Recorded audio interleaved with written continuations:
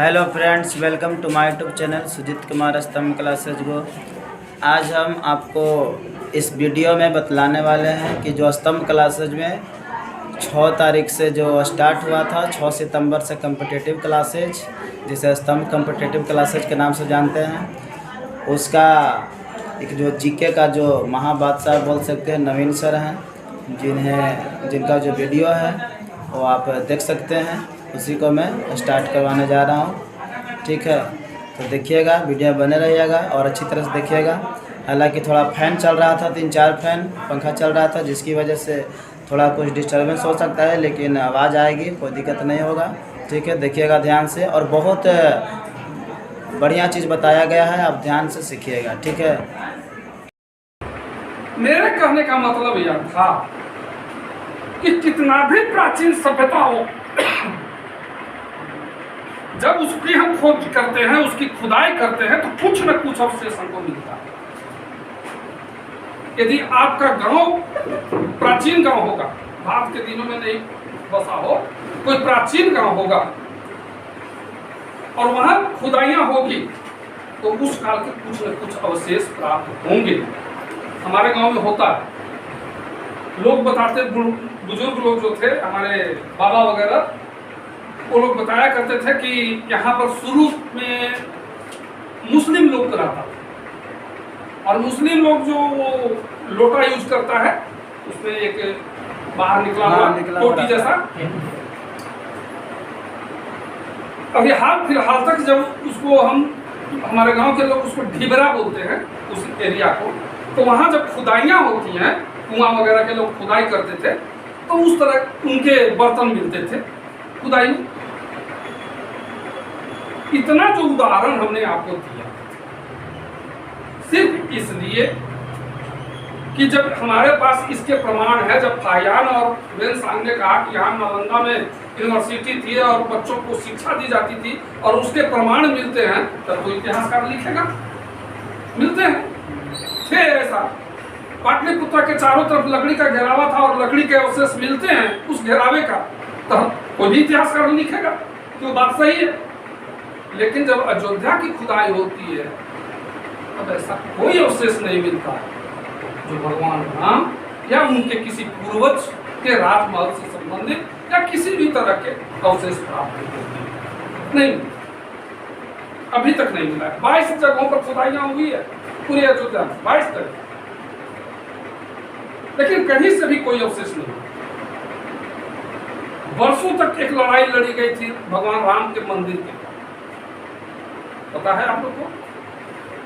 हम लोग उस समय यूनिवर्सिटी में पढ़ते थे, रथ यात्रा हुई थी, मंदिर वही बनाएंगे कसम राम की खातिर, लोग मारा गया।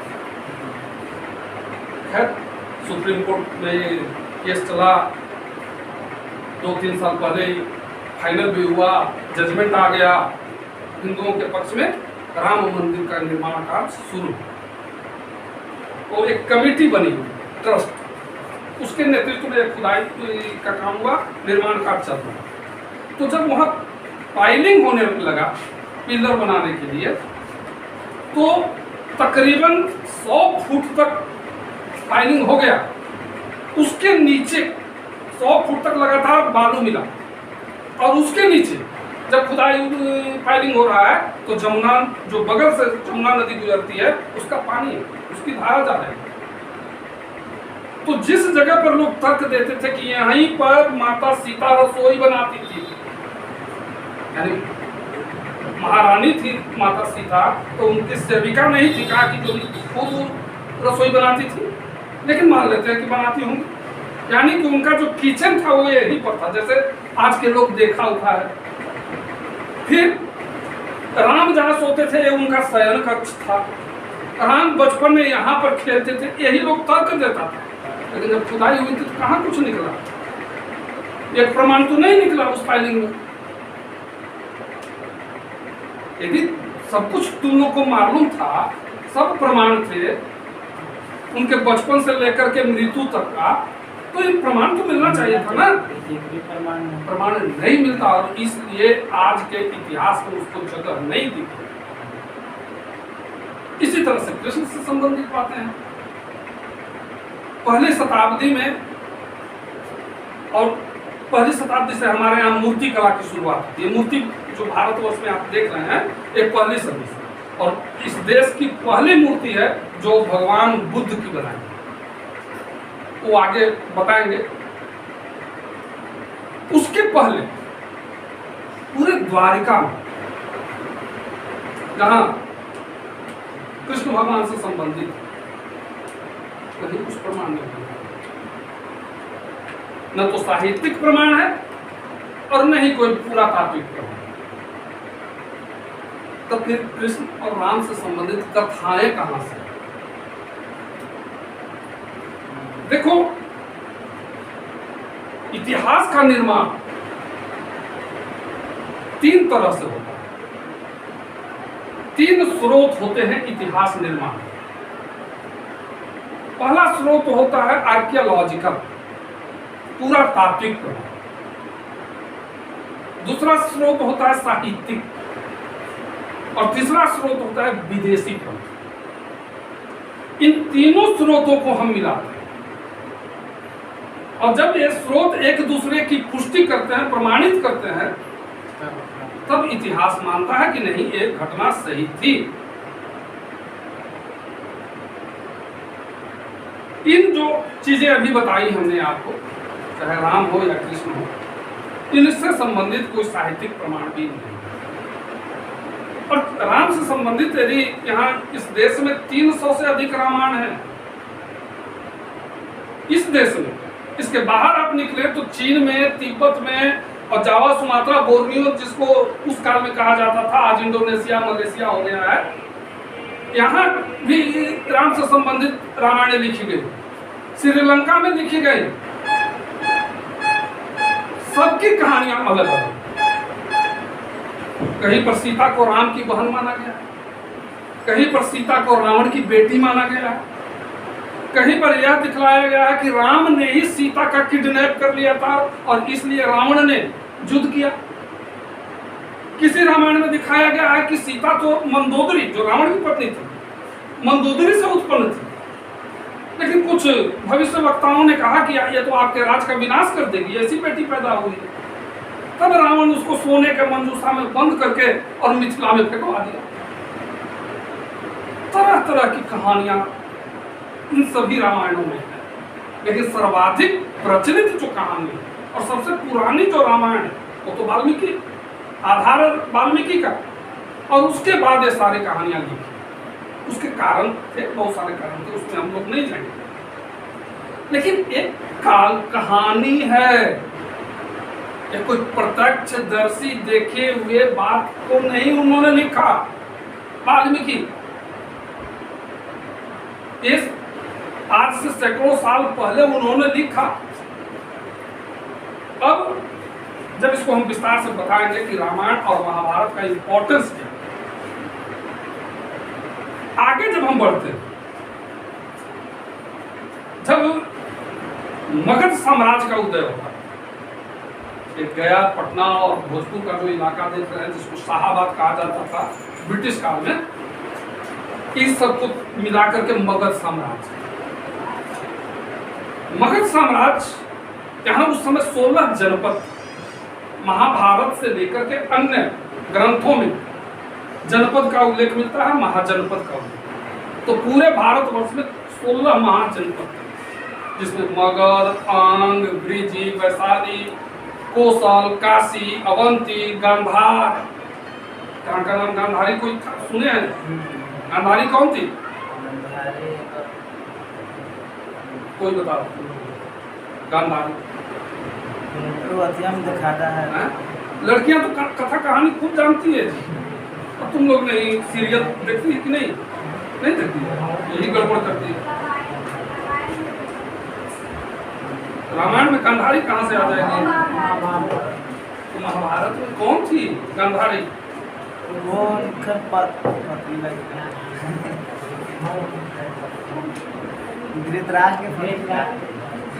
धृतराष्ट्र की पत्नी, दुर्योधन की माता। हाँ, गांधारी। तो ये गांधार आज के पाकिस्तान में था, लाहौर और मुल्तान का जो इलाका है प्राचीन काल में उसको गांधार कहते हैं। ऐसे 16 महाजनपद थे भारतवर्ष में। इसमें सर्वाधिक मजबूत और विस्तारवादी मगध था। सबसे मजबूत। सभी को किसी न किसी रूप में पराजित करके या अपने साथ मिला करके मगध साम्राज्य का काफी विस्तार। इस मगध साम्राज्य में जो सबसे पहला राजा होता है, सबसे पहला वो बिंबिसार। बिंबिसार से पहले यदि महाभारत पर आप विश्वास करें तब तो यहाँ पर एक जरासंध नामक भी राजा था जिसका अखाड़ा नालंदा राजगीर महाभारत, लेकिन ऐसा कोई प्रमाण नहीं मिला। जो सही प्रमाण मिलता है वो बिंबिसार से शुरू। तो इस वंश में तकरीबन 5 शासक होते हैं। हर एक वंश इनका था बिंबिसार का। इसमें 5 शासक होते हैं। बिंबिसार, अजातशत्रु, उदयन या उदयभद्र, अनिरुद्ध और मुरुंड, ये 5 शासक। इन्होंने इसी वंश के शासकों ने ही राजगीर से अपनी राजधानी हटा करके फिर पाटलिपुत्र में यहाँ शिफ्ट किया। इसके बाद एक नागदशक नामक व्यक्ति मगध की गद्दी पर कब्जा करता है। नागदशक में 2 शासक होते हैं, नागदशक और कालाशोक। कालाशोक की हत्या हो जाती है और तब फिर नंद महापद्मनंद नामक नंदवंशी शासक गद्दी पर मगध गद्दी। इसमें 8 शासक होते हैं इस वंश के। अंतिम शासक था इस वंश का धननंद, जिसके शासन काल में भारतवर्ष पर सिकंदर महान का आक्रमण। सिकंदर का नाम सुना है? हाँ, सुना है। सिकंदर महान एक यूनानी आक्रमणकारी था। वो सारी दुनिया को विजय करते हुए अंत में भारत पहुंचा था, लेकिन पंजाब से ही वो उसे वापस लौटा। पंजाब के ब्यास नदी के तट से ही उसको वापस लौटा। रास्ते में ही लौटने के क्रम में ही बेबीलोनिया में उसकी मौत हो जाती। लेकिन इसी धननंद को अंत में कौटिल्य, चाणक्य और चंद्रगुप्त ने मिलकर के युद्ध में पराजित किया और मौर्य वंश की नींव डाली। मौर्य वंश चंद्रगुप्त मौर्य द्वारा शुरू किया गया। चंद्रगुप्त मौर्य के बाद आता है बिंदुसार, उसका बेटा बिंदुसार, और बिंदुसार के बेटा सम्राट अशोक गद्दी पर। सम्राट अशोक की मृत्यु के बाद मौर्य साम्राज्य कमजोर है, क्योंकि जो इसके उत्तराधिकारी थे वे सब अपने अपने गद्दी पर अधिकार करने के लिए आपस में ही उलझ गए। साम्राज्य को बांट दिया गया और मौर्य साम्राज्य खत्म हो गया। अब यहां से जो स्थिति बदलती है वो लड़ाई झगड़ा युद्ध, एक साम्राज्य बनता है फिर वो समाप्त हो जाता है, फिर दूसरे वंश की स्थापना हो जाती है। और इन्हीं सारी परिस्थितियों में कुछ विदेशी आक्रमणों का आगमन। सबसे पहले आते हैं बैक्ट्रिया के यूनानी, फिर शक, फिर पहलव, फिर कुषाण और गुप्त वंश के काल में आता है हुन। इन सभी ने उत्तरी भारत के विशाल क्षेत्रों पर अपना अधिकार जमा लिया। बहुत सारे हमारी संस्कृति में उनका भी योगदान है, क्योंकि यहां से वापस लौट कर नहीं गए, यही रह गए सबके साथ। तो उनकी जो संस्कृति अपने साथ वहां से लेकर आए थे मध्य एशिया से, भारतीय लोगों में वो समाहित हो गया और हम उनके ऋणी हैं। किसी न किसी रूप में उनसे हम कुछ न कुछ संस्कृति पाए। लौटने का कारण क्या था? अपने दौर में जो आज हम दावा करते हैं हम खांटी हिंदू है ना, ऐसा ही बात, खांटी हिंदू या खांटी मुस्लिम, ये जो जितने विदेशी आए जो वापस लौट करके नहीं गए, तो ये हिंदुओं की किस जाति में घुसे थे आज तो इनका कोई अता पता है ही नहीं।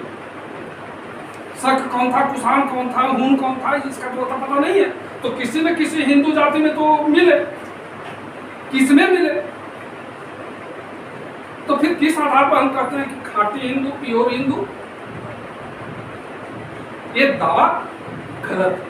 दुनिया की कोई जाति, कोई प्रजाति जो ये दावा करती है ना कि हमारे शरीर में शुद्ध रक्त बह रहा है, वो झूठ बोलता है, उसको जानकारी नहीं। खैर आगे बढ़ते हैं। इन्हीं चरणों में दक्षिण भारत में भी परिवर्तन होता है, सातवाहन वंश स्थापित हो जाता है, और उसके बाद चोल, पल्लव, पांड्य, चेर जैसे लोग दक्षिण भारत में आते हैं। उन्होंने अपनी संस्कृति का विस्तार, कई जो अभी जावा, सुमात्रा, बोर्नियो का नाम लिया, द्वीपीय देश हैं जिसको इंडोनेशिया, मलेशिया आज हम कहते हैं, वहां तक अपनी संस्कृति, हिंदू संस्कृति, ब्राह्मण संस्कृति का फैलाव किया, प्रचार किया। आज भी वो संस्कृति वहां मौजूद है। यद्यपि इंडोनेशिया दुनिया के सबसे ज्यादा मुस्लिम आबादी है, इंडोनेशिया में दुनिया के सबसे ज्यादा मुस्लिम है, लेकिन उस काल के जो मंदिर थे वो आज भी मौजूद है। उसको लोग, मुस्लिम होते हुए भी लोग उसकी सुरक्षा करता है, उसको मेंटेन करता है। इतना ही नहीं बल्कि रामायण में जो राम और सीता, लक्ष्मण, राम रावण जो ये जो कहानियां हैं, वहां रामलीला करता है सर मुस्लिम लोग। रोज सुबह शाम आरती दिखाई जाती है भगवान को, हनुमान को। यानी वो जो प्राचीन संस्कृति थी उसको वो लोग आज भी मेंटेन करके रखे हुए हैं, मुस्लिम धर्म को अपनाते हुए भी। ये श्रेय जाता है दक्षिण भारत के चोल शासकों ने अपने समय में उनका फैलाव किया, वहां प्रचार किया। इधर फिर गुप्त वंश आता है, एक से एक महान शासक इसमें होते हैं, जिसमें समुद्रगुप्त होता है, फिर चंद्रगुप्त द्वितीय होता है जिसको विक्रमादित्य के नाम से जानते हैं। इस विक्रमादित्य पर पुराणों में भी और कथा कहानियों में भी बहुत सारी कहानियां छापी गई विक्रमादित्य के नाम से। हालांकि भारतीय इतिहास में 14 विक्रमादित्य, जो कोई थोड़ा सा ज्यादा बहादुरी दिखाता था युद्ध में, वो अपने नाम के साथ विक्रमादित्य जोड़ दिए। तो ऐसे 14 विक्रमादित्य, लेकिन पहला जो विक्रमादित्य है ये चंद्रगुप्त द्वितीय। इसमें भी अनेक शासक होते हैं, लेकिन स्कंदगुप्त के बाद, इस वंश का एक शासक होता है स्कंदगुप्त, उसकी मृत्यु के बाद गुप्त वंश भी कमजोर हो। इसी का फायदा उठाता है हर्षवर्धन के पिताजी जो थे वे, और एक राज्य की स्थापना हुई थानेश्वर में करते, जो हरियाणा में आज। उनकी एक बेटी का विवाह कन्नौज में हुआ।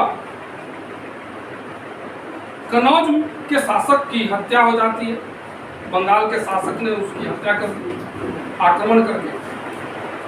अर्थात हर्षवर्धन को वहां भेजा जाता है। हर्षवर्धन अपनी बहन की सुरक्षा के लिए बंगाल के शासक से युद्ध करता है, उसको पराजित करता है, उसकी हत्या हो मार देता है। और तब हर्षवर्धन 2 राज्यों का शासक होता है, एक थानेश्वर और एक कन्नौज। कह सकते हैं कि पूरा उत्तरी भारत अब हर्षवर्धन के अधिकार में आ जाता है। हर्षवर्धन 607 ईस्वी तक शासन। उसकी मृत्यु के साथ संपूर्ण उत्तरी भारत टुकड़े टुकड़े में टूट गया। हर राज्य जहां हर्षवर्धन के शासन काल तक एक गवर्नर शासन कर रहा था, वो गवर्नर स्वयं स्वतंत्र हो गया, उस राज्य को सोच लेकर के अलग हो गया। और इस तरह से कई राज्य सामने आए। नेचुरल था। आज से पहले तक जब संपूर्ण उत्तरी भारत का शासक एक था, आज वहां 50 शासक हो गए अपने अपने छोटे छोटे राज्य को लेकर। और यही वह मौका था जिसमें मुस्लिम आक्रमण हुआ। आमतौर पर लोग ऐसे कहते थे कि मुसलमान आक्रमणकारी था, लुटेरा था, आक्रांता था। प्रश्न ये उठता है कि यदि हम अपना घर का दरवाजा खोल दें और ये लोग को पता हो कि इस घर में रहने वाले लोग इतना कमजोर हैं कि हमारा सामना नहीं कर सकते हैं, नेचुरल है कि कोई भूख तुम्हारे घर में घुसेगा और जो कुछ बचा है सो लेकर के जाएगा। तो स्वाभाविक बात है। और खास करके वो लूट लेगा जिसके पास कुछ नहीं है। तुम्हारा दरवाजा खुला हुआ है, कोई सुरक्षा करने वाला है नहीं तुम्हारे घर में, तो क्या करेगा? भूखे तो नहीं न मरेगा। हर आदमी को शौक होता है कि हमारे पास भी संपत्ति हो। मध्य एशिया के वही मुस्लिम लोगों ने तो वही किया। जब यहाँ कोई यूनिटी नहीं थी, संपूर्ण उत्तरी भारत छोटे छोटे टुकड़े में बंट चुका था, कोई एक साथ इनका सामना करने के लिए, अरे जब सबसे पहले मोहम्मद बिन कासिम ने सिंध पर आक्रमण किया तो इतने जातियों में बंट चुका था हमारा समाज और धर्म में, इनका सामना करने के लिए उस सिंध के राजा दाहिर को साथ देने के लिए तैयार यह कहते हुए कि भगवान शंकर हमारे इतने शक्तिशाली है कि वो सब जो काफिर है उस सबकी ऐसे ही हत्या कर देगा, एक को नहीं लौटेगा। लास्ट में हुआ कि शंकर भगवान को भी गिरा दिया, उनको भी लूट करके ले गया। शंकर भगवान ताकते रहते। विचित्र ढंग का समाज हमारे यहाँ क्रिएट हुआ, ऐसी बनावट हुई है। दूसरी बात एक और चीज होगी, जाति में तो बढ़ चुका था प्राचीन काल से ही। अब सुरक्षा करने की जिम्मेवारी ये क्षत्रियों पर सौंप दिया गया था। ब्राह्मण लोग ये तो पूजा पाठ अपना कर्मकांड कराने में थे। अब जब आक्रमण हुआ तो ब्राह्मण लोग चुपचाप देख रहा है कि हमको तो थोड़े लड़ना है, हमारा काम ही थोड़े है, वो तो उनका काम है, वो जान। अब हुआ यह कि संपूर्ण सिंध पर मुसलमानों का कब्जा हो गया। ऐसी परिस्थिति में ये जो हम गाली देते हैं, या हमारे यहाँ के बहुत सारे तथाकथित बुद्धिमान लोग जो आज पैदा हो गए हैं, जो केवल गाली ही देते हैं, उनको और किसी चीज से मतलब नहीं है, मुसलमानों का। लेकिन कारण क्या था मुसलमानों के यहाँ आने का, ये नहीं बताते, उनको पता ही नहीं है। पढ़े लिखेगा तब तो। आज का दौर हो गया है व्हाट्सएप। सुबह सुबह उठेगा, एक मोबाइल तो सबके हाथ में हो ही गया, स्मार्टफोन खोलेगा, व्हाट्सएप देखेगा और कुछ से कुछ उसमें पाएगा और उसी को समझ लेगा इतिहास। और तुमको उसको कहेगा कि देखो नेहरू मुसलमान था कि नहीं, नेहरू के बाप दादा मुसलमान थे, यही प्रचार करते चलेगा। उसको इतिहास की किताब से कोई लेना देना नहीं है।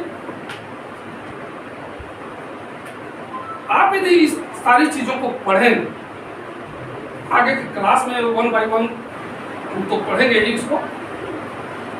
मोहम्मद बिन कासिम के बाद अब श्रृंखला चलती है मुस्लिम आक्रमण। महमूद गजनवी आता है जो 17 बार भारत पर आक्रमण किया, और जब भी अब आक्रमण किया यहाँ से हजारों टन हीरा जवाहरात सोना चांदी लूट कर ले गए, गड्ढों और खच्चरों पर लाद कर अपने देश में। मोहम्मद गोरी आया। मोहम्मद गोरी ने 2 लड़ाइयां यहाँ लड़ी। एक में तो वह पराजित हुआ, लेकिन दूसरे में जो हमारे वीर थे पृथ्वीराज चौहान तो पराजित हुआ। पृथ्वीराज को भी कोई साथ नहीं दिया था।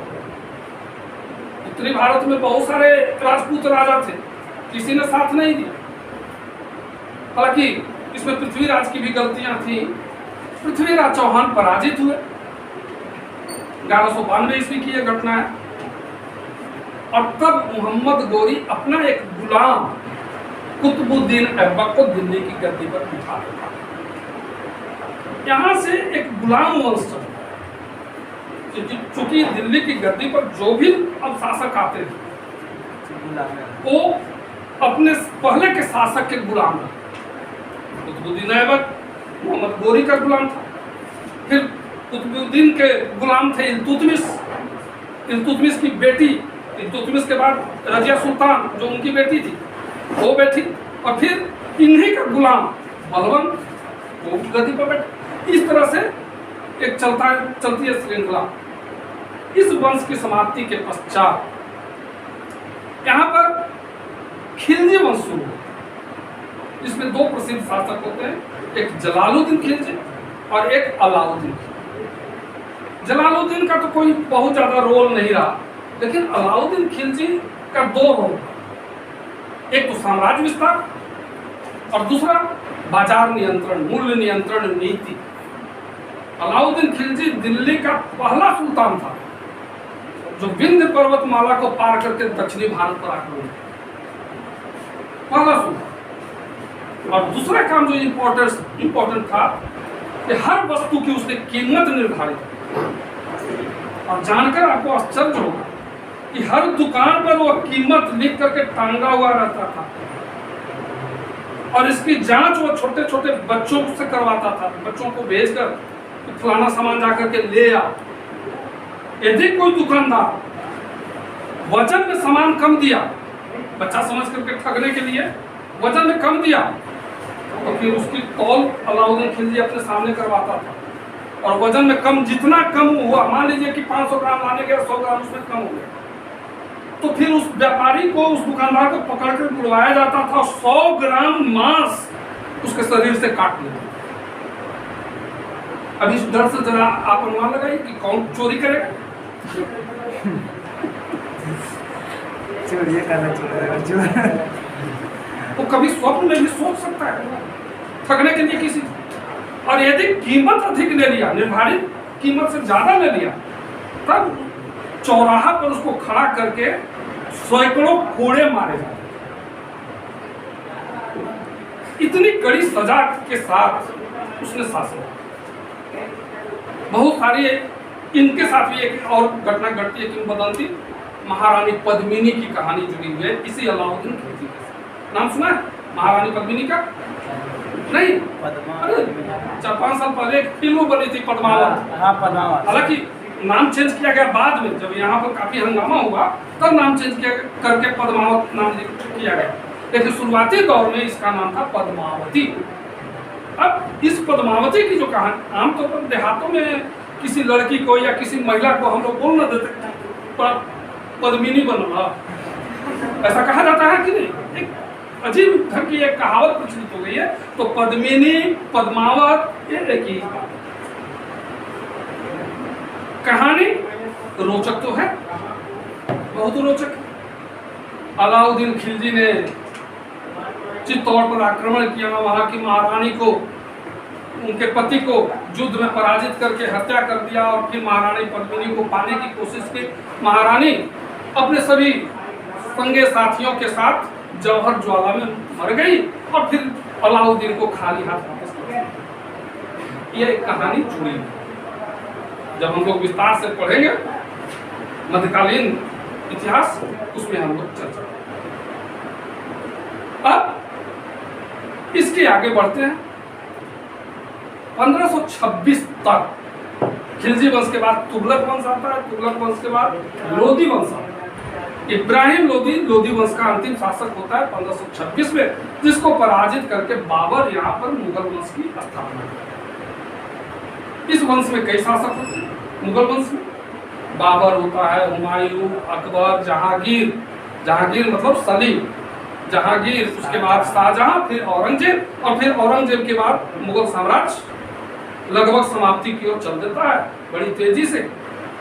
और इन्हीं परिस्थितियों में अंग्रेजों का आगमन, यही वह परिस्थिति थी जहां अंग्रेजों को सफलता मिली इस देश पर कब्जा करने। जब तक औरंगजेब जीवित था 1707 ईस्वी तक, दुनिया की किसी की ताकत नहीं थी, किसी भी देश की ताकत, जो हिंदुस्तान की ओर आंख उठा करके भी देख सकते। क्योंकि एक तो शक्तिशाली राजा बादशाह दिल्ली की गद्दी पर, और दूसरी हमारी जो पूंजी थी, आर्थिक स्थिति थी, दुनिया में सबसे मजबूत। उस समय 22% जीडीपी था हमारा, 22%। जबकि उस समय एक आना में मन के हिसाब से घी मिलता था। आप सोच सकते हैं कि हिंदुस्तान में कितनी मजबूती थी आर्थिक रूप से। इसी को पाने के लिए अंग्रेज, फ्रांसीसी, डच, पुर्तगाली सब आए थे। बाद में अंग्रेजों की सफलता मिली और 200 वर्षों तक हमको गुलाम रहना। तब जाकर के 1947 में जब एक लंबी लड़ाई स्वतंत्रता के लिए लड़ी गई, हजारों लोगों ने कुर्बानियां दी, स्वतंत्रता सेनानियों ने अकथनीय रूप से कष्ट सहा जेलों के अंदर, तब जाकर के 47 में हमें अंग्रेजों से मुक्ति मिली, अंग्रेजों से आज़ादी मिली और स्वतंत्र भारत के रूप में हमारे सामने एक नई सरकार।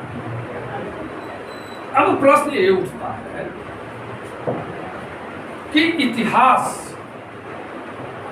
ये तो एक संक्षेप में परिचय आपको हमने दिया प्राचीन से लेकर के 47 तक। हमको जो इतिहास पढ़ना है मुख्य रूप से जो कॉम्पिटिटिव पॉइंट ऑफ व्यूज वो एंशिएंट से लेकर के 47 पढ़ना है। साउथ इंडिया में कम से कम पढ़ना, वहां से ज्यादा क्वेश्चन नहीं है, लेकिन फ्रीडम मूवमेंट से और एंशिएंट इंडिया से बहुत ज्यादा क्वेश्चन। इसको आप लोग हमेशा ध्यान में रखें। यहाँ सबसे पहले तो आप लोग एक दिन किताब का नाम हमने लिखवाया था, एनसीईआरटी की किताबें चारों, एंशिएंट, मेडिवल में 2 पार्ट है, दिल्ली सल्तनत और मुगल, और आधुनिक पार्ट, ये चारों पार्ट। कारण कि हमें जो पढ़ाना है वो तो हम पढ़ाएंगे, लेकिन बेसिक जानकारी के लिए एक बेसिक बुक आपके पास होनी चाहिए। जो चैप्टर हमने पढ़ाया कम से कम घर पर जाकर के आप उसको रिवीजन तो करें, पढ़े तो आप देखें तो कि सर ने जो पढ़ाया वो सही पढ़ाया, गलत पढ़ाया, क्या पढ़ाया, कुछ ज्यादा पढ़ा दिया। तो ये सारी चीजें आप उसमें देख सकते हैं, एक कंसेप्ट आपका क्लियर है। इसलिए एक किताब, ज्यादा नहीं, एक ही किताब हम बोल रहे हैं, लेकिन एनसीईआरटी की ये चारों पार्ट की किताब खरीदी। अब हमारे देश का जो इतिहास राइटिंग शुरू होता है, विदेशियों ने कहा कि भारत का कोई इतिहास नहीं, वेद, उपनिषद, ब्राह्मण, अरण्य, पुराण, यहाँ कोई इतिहास नहीं। एक्चुअली वो देख रहे थे कि आधुनिक तरह से कोई इतिहास हमारे प्राचीन ग्रंथों में नहीं, लेकिन सही मायने में आप देखेंगे तो एक इतिहास छिपा हुआ है हमारे ग्रंथों में ही, वहां छिपा हुआ। हाँ, उसमें तिथि नहीं, कौन सी घटना कब घटी, तिथि नहीं। अब इसके चलते थोड़ी सी दिक्कत आती है। आधुनिक भारत में जो इतिहास लेखन की शुरुआत, देखो डिफरेंसेस कहाँ आता है, इतिहास में भी डिफरेंस आता है। कुछ लोग तर्क देंगे आपको कि फलना इतिहासकार ने ऐसा लिखा। दिक्कत यह आती है कि भारत में जब अंग्रेजों का कब्जा हो गया तब उन्होंने कुछ ग्रंथों को उन्हें जानकारी मिली, तो यहाँ पर कुछ विद्वान थे जो संस्कृत भाषा को पढ़ा सीखा, जैसे मैक्स मुलर, और उन्होंने यह बताया कि यूरोप की जितनी भाषाएं हैं ये सब किसी न किसी रूप से संस्कृत से संबंधित। अब जब यह बातें यूरोप में फैली तो भारतीय ग्रंथों के अध्ययन करने के लिए वहां की सरकारों ने, चाहे जर्मनी की सरकार हो, रूस की सरकार हो, इंग्लैंड की सरकार हो, इन सबके यहाँ यूनिवर्सिटी में एक विभाग खोला गया, संस्कृत विभाग या पूर्वी साहित्य के अध्ययन से संबंधित विभाग। इसमें इंग्लैंड में एफ मैक्स मुलर के नेतृत्व में विभाग है। इसी के पहले भारतवर्ष में ईस्ट इंडिया कंपनी थी उस समय, इसमें कुछ विद्वान लोग थे।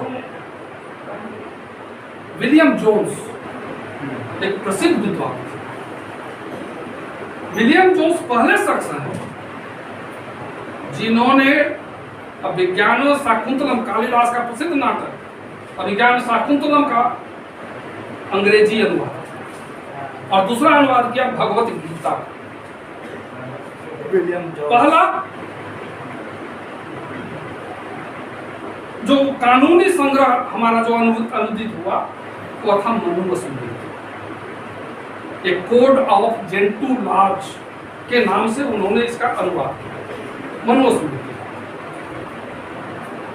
अब इसके पश्चात विलियम जोन्स के दिमाग में एक बात आई कि सांस्कृतिक रूप से भारतीय बहुत अमीर है, इनके पास दर्शन का बहुत बड़ी श्रृंखला है। इसी के अध्ययन और खोज करने के लिए 1784 ईस्वी में एशियाटिक सोसाइटी ऑफ बंगाल नाम से एक संस्था की स्थापना और यहीं से भारतीय अनुसंधान की खोज शुरू हुई। अंग्रेज लाख बुरे थे, लेकिन इतना श्रेय तो उनको देंगे कि आज जो हमारे सामने बहुत सारे प्राचीन ग्रंथ हैं, वेद, उपनिषद, पुराण, आरण्यक, मनुस्मृति और बहुत सारी स्मृतियां जिसको धर्मशास्त्र हम कहते हैं, ये सब उनकी खोज किया हुआ। तब भारतीय इतिहास का एक लेखन शुरू, कालक्रमबद्ध। इसमें V.A. स्मिथ एक हिस्टोरियन थे यूरोप के, इन्हीं के अंग्रेज थे। उन्होंने हिस्ट्री ऑफ इंडिया नाम से 5 ग्रंथ लिखे और बहुत दिनों तक हमारे बाप चाचा जब पढ़ते थे तब तक स्कूल में इतिहास का वही एकमात्र ग्रंथ थी, क्योंकि भारत में उस समय इतिहास लेकर शुरू ही नहीं हुआ, ये V.A. स्मिथ ने ही शुरू। लेकिन V.A. स्मिथ का एक उद्देश्य था लेखन का। उद्देश्य यह था यह दिखलाना कि भारतीयों में वह योग्यता नहीं है जो खुद से अपने शासन कर सके। यानी हमेशा से विदेशी लोगों ने ही भारत पर शासन किया है, ये अपने ग्रंथ के माध्यम से साबित करना चाहते हैं। और यही कारण है कि अपने किताब के 75% हिस्से में सिकंदर के आक्रमण का वर्णन किया। 75%। V.A. स्मिथ। अब जब आगे बहुत सारे भारत के लोग जो विदेश से पढ़कर के वापस लौटे और स्मिथ के इतिहास का अध्ययन किया, तब उनको लगा कि इन अंग्रेजों को जवाब देना चाहिए। उसके परिणाम स्वरूप महाराष्ट्र में एक से एक संस्कृत के प्रकांड विद्वान तैयार हुए। इसमें काशीनाथ राजवाड़े, पी.भी. काणे और बहुत सारे लोग, राजेंद्र लाल मित्र, ये सारे लोग संस्कृत ग्रंथों का खोज शुरू की। काशीनाथ राजवाड़े तो महाराष्ट्र के गांव-गांव में गए और वहां से ग्रंथों को, जो पांडुलिपि थी, प्राचीन काल में आर्य लोगों ने जो लिखा था, उन पांडुलिपियों को खोज निकाला और उन्हीं ने ही जो ग्रंथ लिखा विवाह संस्था का इतिहास, उसी विवाह संस्था के आधार पर आज हमारे यहाँ शादी विवाह होता है। ये उन्हीं का दिया हुआ है, उन्हीं का देने, काशीनाथ राजवाड़े। फिर पी.भी. काणे, प्रकांड पंडित, राजेंद्र लाल मित्र, एकदम तटस्थ इतिहासकार। इन्होंने प्राचीन ग्रंथों के जबरदस्त अध्ययन करके निष्कर्ष निकाला कि प्राचीन काल में हमारे जो पूर्वज थे वो गोमांस खाते थे, और वेदों उपनिषदों के अध्ययन से उन्होंने साबित किया। इंडो एरियन नाम से उन्होंने ग्रंथ लिखा था, इंडो एरियंस। अब यही इतिहासकार जो बाद में पैदा हुए लोग, इनको कहते हैं राष्ट्रवादी। अंग्रेज लोग दिखलाना चाहते थे कि भारत का कोई इतिहास नहीं। अब उनका जवाब देने के लिए दूसरी तरफ राष्ट्रवादी इतिहासकार तैयार हुए कि भारत का तो इतना उज्ज्वल इतिहास है कि जब दुनिया सभ्यता की माने नहीं समझता था, तब हमारे यहाँ गणराज्य था। वैशाली दुनिया का पहला गणराज्य, यानी प्रजातांत्रिक शासन व्यवस्था वहां थी। और ऐसे 50 गणराज्य थे भारत की सीमाओं के पास। ये राष्ट्रवादी इतिहासकारों ने साबित किया। उन्होंने ही साबित किया कि भारत में कम से कम 2 काल ऐसा है जिसको हम स्वर्ण युग कहते। ये 2 काल था, एक प्राचीन काल में गुप्त वंश को और दूसरा मध्य काल में शाहजहां के शासन को। इन्होंने साबित किया। ये सारा काम वो कर रहे थे अंग्रेजों को जवाब। फिर एक चीज और हुआ कि अब तक भारतीय स्वतंत्रता के लिए एक जागरूक नौजवानों की, जागरूक पीढ़ी की जरूरत थी, चाहे पुरुष हो महिला हो सभी। इस पीढ़ी को अपना इतिहास तो बताना था कि हमारा इतिहास कितना गौरवशाली। इन्होंने रानी लक्ष्मीबाई से लेकर के बाबू कुंवर सिंह, नाना साहब, तात्या टोपे, इन सभी का एक लंबी कहानी लिखी और तरह तरह से लोगों को बताया। एक महिला होकर के लक्ष्मीबाई जब इतना भयानक युद्ध अंग्रेजों से कर सकती है, तो आप तो पुरुष हैं, आप क्यों नहीं घर से निकल करके अंग्रेजों के विरुद्ध हम लोग लड़ाई लड़ सकते हैं। यानी एक लहर पैदा करने के लिए, एक माहौल पैदा करने के लिए लोगों के बीच इन्होंने भी इतिहास तोड़ना शुरू किया।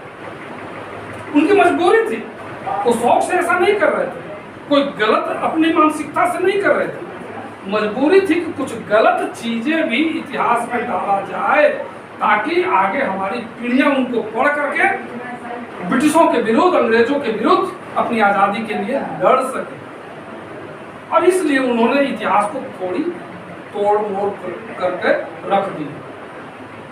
आधुनिक इतिहासकार जब पैदा हुए, जिसको आधुनिक कहते हैं हम, वे न दक्षिणपंथी है न वामपंथी, वे सिर्फ और सिर्फ प्रमाण के आधार पर इतिहास लिखने लगे।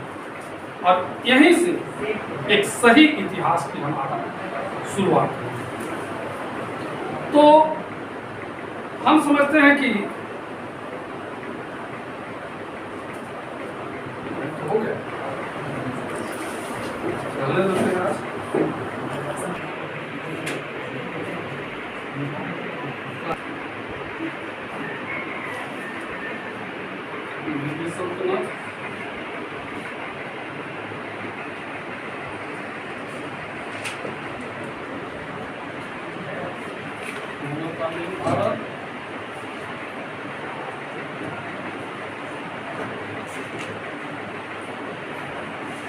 आधुनिक, यही 4 किताब आप लोग